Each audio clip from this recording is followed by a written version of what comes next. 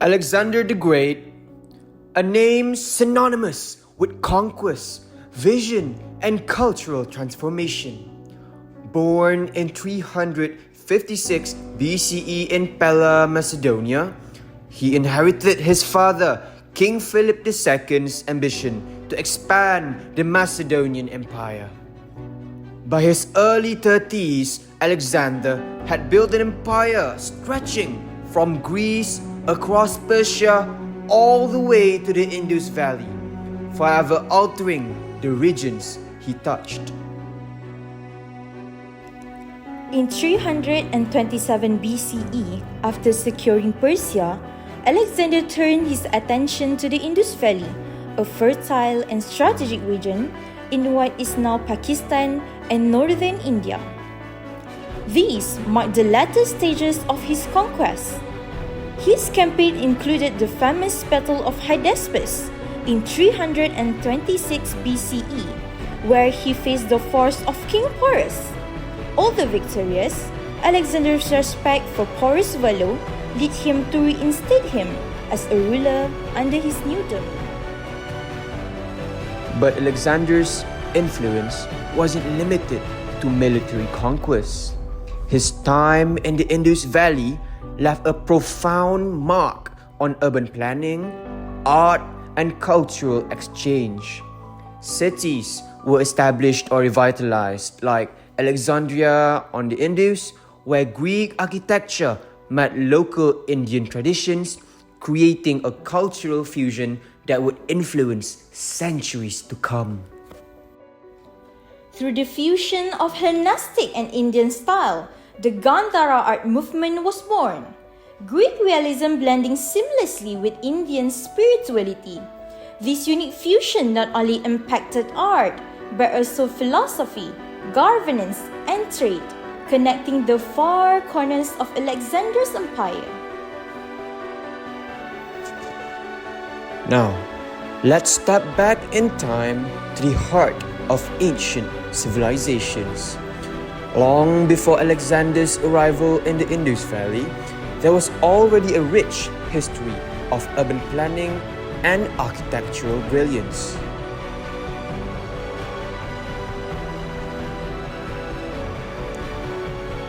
One of the world's earliest urban civilizations, the Indus Valley Civilization, flourishing between 3300 BCE and 1300 BCE, it predates Alexander the Great by over 1,000 years.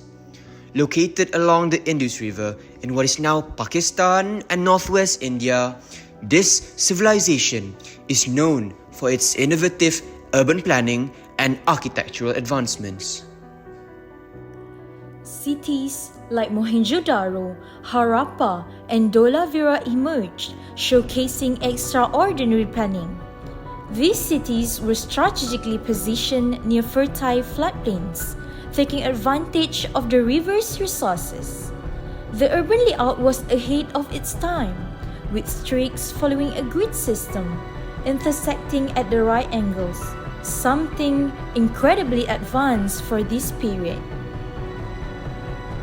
By the time Alexander invaded the region in 327 BCE, the Indus Valley Civilization had already been established for centuries. Its cities were carefully organized with distinct areas. For example, a fortified citadel for administration and religion, and a lower town dedicated to residential and commercial spaces. As Alexander's influence spread across the ancient world, it began to shape not only the physical landscape but also the ideological framework of the regions he conquered. The cities of the Indus Valley, with their advanced urban systems, found themselves a unique position to merge Western ideas with the existing architectural foundation. The division of the city into zones, the fortified citadel for administration and religion, and the lower town for residential and commercial life. Echo's Western urban planning principle of zoning for functionality and order, seen in cities like New York or Washington, D.C. Advanced sanitation systems in the Indus Valley also parallel later Western engineering achievements. Covered drains ran along streets, directing wastewater away from homes. This focus on hygiene and water management became central in the design of modern Western cities like Rome, where public bath and drainage systems were crucial to public health. Building materials like standardized fire-baked bricks, resistant to moisture and durable, reflect the Western principle of construction standardization used later by the Romans and modern civilization for both functional and aesthetic consistency. As the influence of Alexander's empire spread, these concepts would not only influence architectural design, but also reshape the future development of civilizations that embraced both Eastern and Western ideologies. But what happens when two cultures so distinct in their ways converge in the realm of architecture?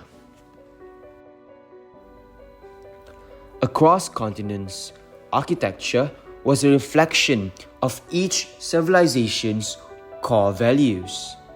In ancient Greece, architecture was a celebration of beauty, symmetry, and proportion.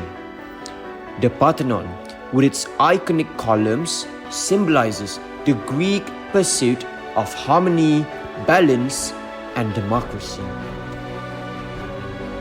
Far to the east, the grand ziggurats of Mesopotamia emphasize monumentalism, built to impress both the people and the gods. These type structures symbolize the divine connection between the kings and their gods, showing an entirely different approach to the concept of grandeur.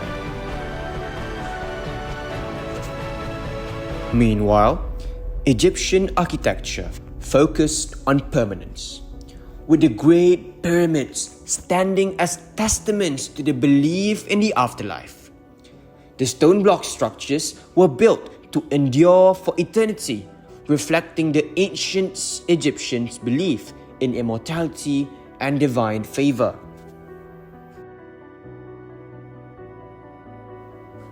As time went on, architecture began to take on a new form, especially in the Islamic world.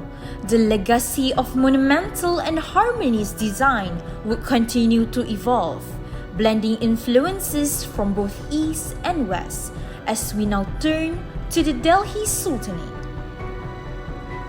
The Delhi Sultanate was not just a political force, it was a cultural catalyst, merging Islamic values with local traditions to create the Indo-Islamic architectural style. At the heart of this transformation were mosques, such as the Quwwatul Islam in Delhi, constructed using materials from Hindu and Jain temples. Its design emphasized key Islamic principles, directionality towards Mecca through the Qiblah wall and mihrab niche, while integrating pre-Islamic elements. This era introduced groundbreaking features like the true arch and monumental domes, symbolizing divine unity and the heavens above. The Qutb Minar, a towering minaret, served both as a call to prayer and a symbol of Islamic authority. Islamic architecture of Sultanate also prioritized balance and spirituality. Tombs like Ghiyasuddin Tughlaq's showcase pointed arch, intricate calligraphy, and symmetrical layouts, reflecting the eternal nature of life and divine order in Islamic teachings.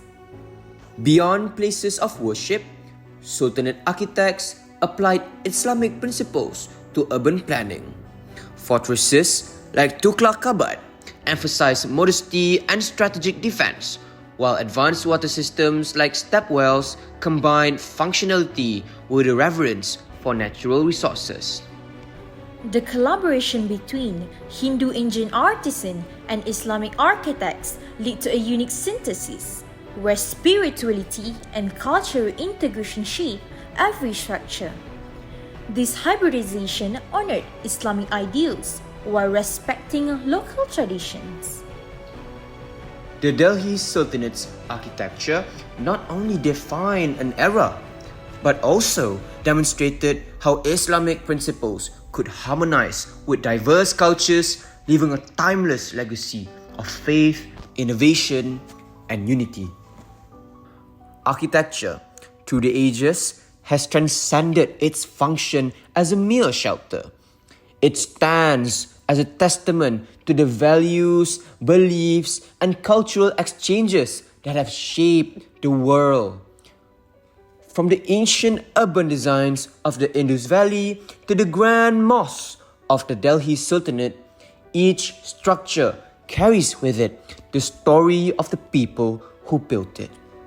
Across time and space, architecture has been a powerful force, connecting the past with the future, shaping the present, and defining the legacy of the cultures across the world.